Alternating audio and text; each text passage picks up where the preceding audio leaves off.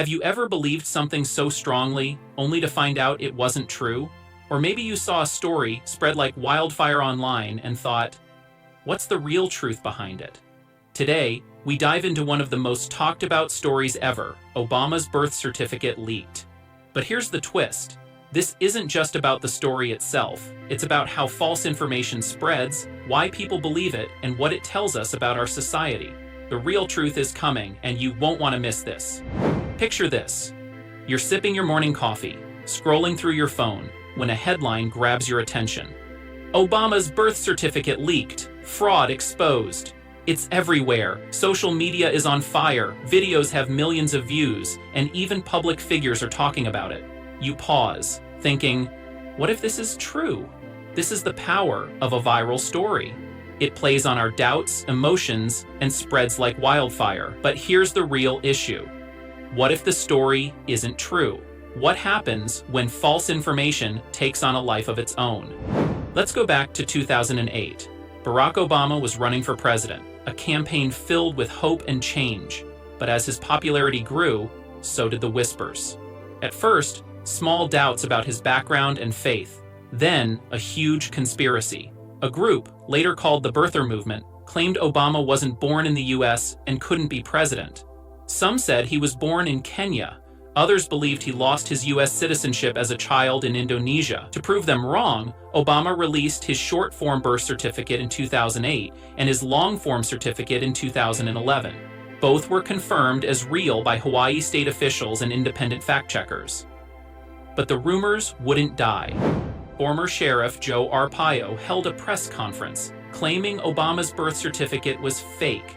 His so-called evidence? Allegations of digital forgery, a claim that experts debunked over and over. And now, in 2025, an old video of Arpaio's claims has resurfaced online, going viral again. Millions are watching, commenting, sharing. But the big question is, why do people keep believing this? Now, here's where it gets even more interesting.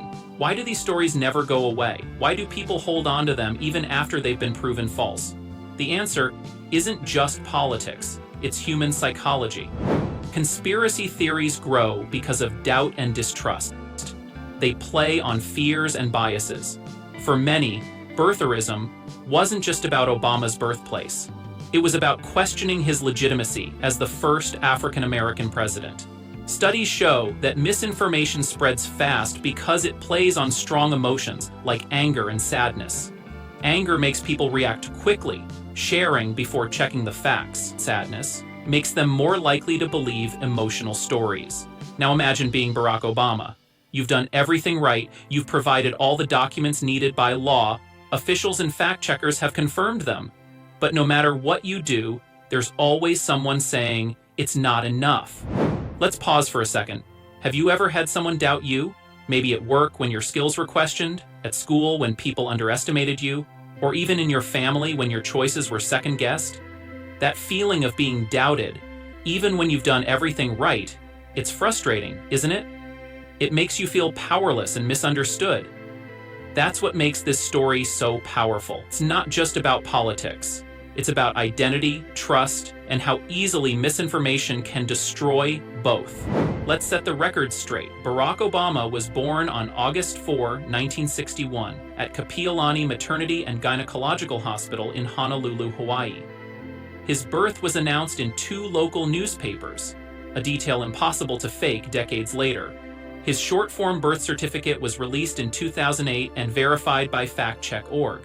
In 2011, he released his long-form birth certificate after getting a special exemption from Hawaii's Department of Health. Experts have repeatedly debunked all claims of forgery or fraud, yet even with all this proof, a 2010 poll showed that 25% of Americans still doubted Obama's birthplace. Even after he released the long-form certificate, some people still didn't believe it. That's the power of misinformation. The bigger picture. Why does this still matter today? Because we live in a time where false information spreads faster than ever. Social media boosts every claim, true or false, and once an idea takes root, it's hard to erase. This isn't just about Obama.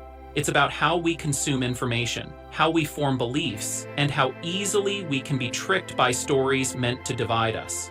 Research shows that false stories filled with emotions spread faster and farther than the truth. That's why misinformation goes viral, while corrections struggle to be heard. So here's my question to you. The next time you see a viral story, whether about politics, health, or something else, will you pause? Will you question if it's true before sharing it? Because at the end of the day, truth matters. And as we've seen with Obama's story, misinformation doesn't just hurt one person. It damages our trust in institutions and in each other. Let this be a reminder. We have the power to stop misinformation by thinking critically and sharing responsibly. Stay tuned for our next segment where we'll explore practical steps to fight misinformation and why your role is more important than ever.